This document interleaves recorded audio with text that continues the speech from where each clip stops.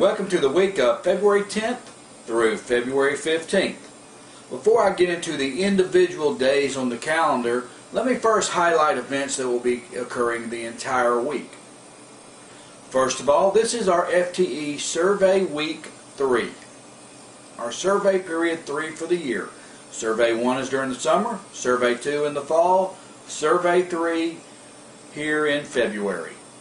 It is so important that attendance is correct this week, as this is the week of auditable records for FTE. So please take special care this week in doing all of our documentation correctly, as every single day of the week is part of this FTE Survey 3 time frame. Biology DEA testing is going on this week as well, along with finishing up our reading DEA testing. Now we are quickly approaching the end of our progress monitoring sessions. We've worked on writing, we've worked on algebra, we've worked on geometry, we've worked on biology, reading. We're doing on Monday of this week, we're doing U.S. history, a progress monitoring activity that our U.S. history teachers have put together with the help of Miss Carol Jones. So that'll be going on Monday in the classrooms, the U.S. history classrooms. Of course, that's 11th graders. We also have a data team training from 8 to 11 in the morning on Monday morning, and those of us that are on the data team will be attending that training and then returning to campus from the PDC as soon as that training is complete. And we also have a Hannah Break athletic signing in the auditorium 6th period on Monday. Now let me pause a moment to tell you this. I keep saying this, and for some reason it's lost in translation, so please understand this. We send out lists of kids that can attend book parties or athletic signings, and we have some parameters that allow kids to be allowed to be put on that list, but it goes back to that classroom teacher that has the right to say, no, you're not doing very well in my class right now, or no, we're getting prepared for a test, you need to be here for my class. If that needs to occur in your classroom, that is absolutely no problem. Your classroom takes precedence over any of these other activities.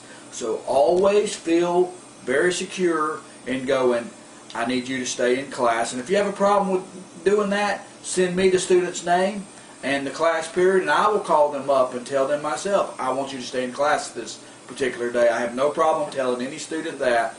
I trust your judgment completely. Feel free to do that anytime.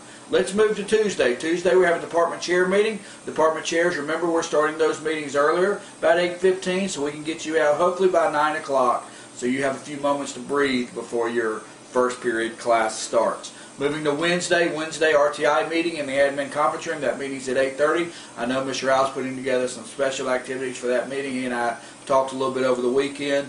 Very good ideas of what's occurring Wednesday. Moving to Thursday, we have a book party, I'm sorry. No, it is a block party. I'm looking at my notes in front of me here. A block party for 9th graders. That's in the cafeteria courtyard. That's during all 3 lunches. Remember, we do that at every 4.5-week mark. We've been changing our format there several times, and we think we hopefully have a way of doing block parties that is very attractive to 9th graders.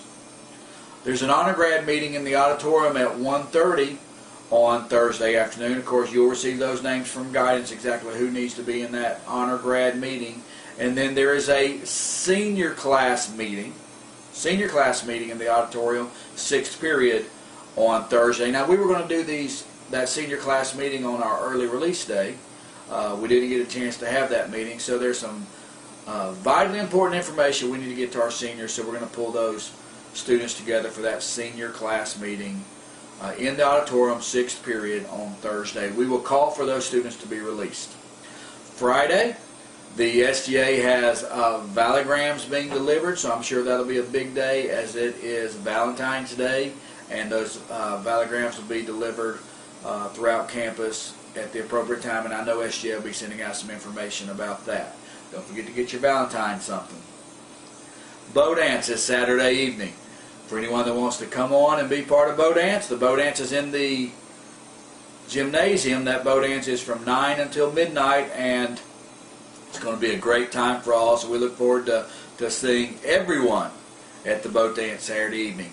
Now let's jump over into our tip of the hat segment.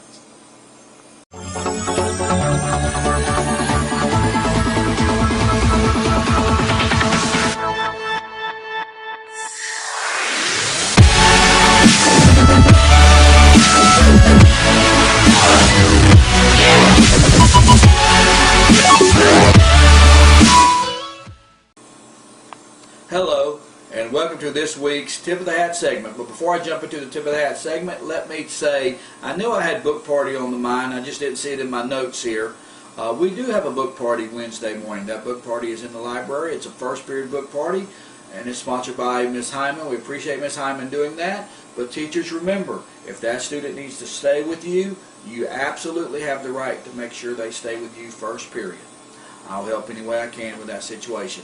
Now let's get into the Tip of the Hat segments. And this week's Tip of the Hat segment is sponsored by my daughter Alexis, who has provided me with this hat to use today. The first tip goes out to Miss Alexandra Timmons, and this tip is from Debbie Shepard. I'll quickly read it to you. Please give a tip of the hat out to Miss Timmons. She has been here tutoring students before and after school for the ACT. She seems to go out of her way in many different ways to help our students. So a tip of the hat goes out to Miss Timmons. Thank you very much, Miss Timmons. A great job on that. The next tip of the hat goes out to a collective group. This would be Mrs. Briggs, Mr. Hernandez, Mrs. Waters, Mrs. Shelton, Mrs. Jennifer Bunnell. Miss Timmons also involved with this. Mrs. Austin involved with this. And Wade Hall. All of those folks were involved in an activity last Monday actually. The teachers in that group and the administrator and dean in that group came together to grade almost 400 10th grade writing papers in one day. Grade them the way FCAT graders would be grading papers. Fabulous job. They worked crazily that day getting all of this completed. Unbelievable amount of work they were able to do. So first of all, a tip of the hat goes out to that group. The second person, or another person I mentioned, was Wade Hall. On that particular day, we wanted that group to have a nice lunch.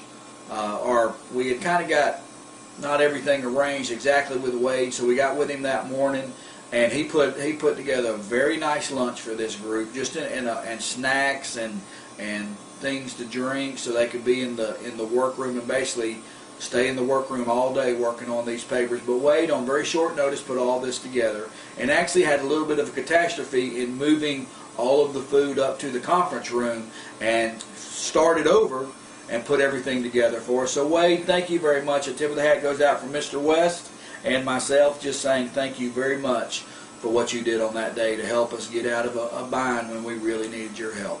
Folks, it's going to be a great week at MHS. That's it for the show.